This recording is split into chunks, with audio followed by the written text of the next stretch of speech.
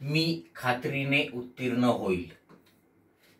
वाक्यातील क्रियापदाचा अर्थ ओळखा. बघा मित्रांनो, क्रियापदाचे 4 अर्थ आहेत: स्वार्थ, आज्ञार्थ, विध्यर्थ आणि संकेतार्थ.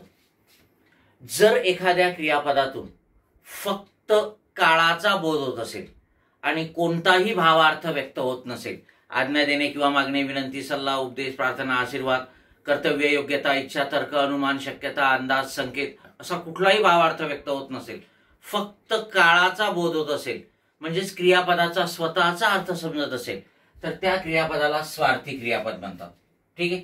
मग इथे मी खात्रीने उत्तीर्ण होईल, इथे फक्त काळाचाच बोध होतो, कारण इथे खात्रीने हा शब्द वापरलेला आहे. ठीक आहे. त्यामुळे आता इथे अंदाज राहिलेला नाही आणि म्हणून हे स्वार्थी वाक्य आहे. आज्ञार्थी वाक्य कशाला म्हणतो आपण? जर एखाद्या क्रियापदातून, किंवा आज्ञार्थी क्रियापद कशाला म्हणतो आपण? जर एखाद्या क्रियापदातून आज्ञा देणे किंवा मागणे, विनंती, सल्ला, उपदेश, प्रार्थना आणि आशीर्वाद यापैकी एखादा भावार्थ व्यक्त होत असेल तर त्याला आज्ञार्थ म्हणतो आपण. त्या क्रियापदाच्या अर्थाला आज्ञार्थ म्हणतो. विध्यर्थ कशाला म्हणतो?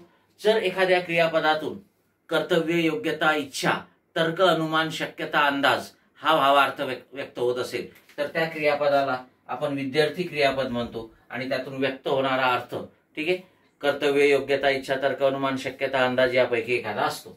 संकेतार्थ. संकेतार्थ, संकेत म्हणजे काय? अट. संकेतार्थामध्ये सुरुवातीच्या वाक्यात संकेत म्हणजे अट दिलेली असते आणि त्या अटीची पूर्तता झाली तर होणारी क्रिया पुढच्या वाक्यामध्ये दिलेली असते. मग त्याला आपण संकेतार्थ म्हणतो. त्या क्रियापदातून व्यक्त होणारा अर्थ संकेतार्थ असतो. जर, तर, जेव्हा, तेव्हा, म्हणजे, की अशा प्रकारचे संकेतबोधक गौणत्व सूचक उभयन्वय अव्यय या वाक्यामध्ये 2 वाक्य जोडण्यासाठी वापरलेले असतात. मग आता मी खात्रीने उत्तीर्ण होईल, ठीक आहे. सर हा अंदाज नाही का? तर नाही, कारण अंदाज जर असता तर आपण विद्यार्थी उत्तर दिलं असतं, विद्यार्थ. लक्षात आलंय का? इथे खात्रीने हा शब्द वापरल्यामुळे त्यातला अंदाज संपला, शक्यता संपली. ठीक आहे. मी जर असं म्हटलं असतं मी उत्तीर्ण होईल तर मग ते विद्यार्थ होतं. मग मी उत्तीर्ण होईल म्हणजे हा काय? शक्यता आहे, अंदाज आहे, बरोबर आहे. पण खात्रीने हा शब्द वापरल्यामुळे त्याच्यामधील अंदाज, शक्यता, तर्क संपला आणि फक्त होईल. आपल्याला काळाचा बोध होतो, भविष्य काळाचा, आणि म्हणून हे वाक्य जे आहे, ठीक आहे, हे वाक्य स्वार्थी वाक्य आहे आणि यातून व्यक्त होणारा अर्थ स्वार्थ आहे. हे लक्षात घ्या.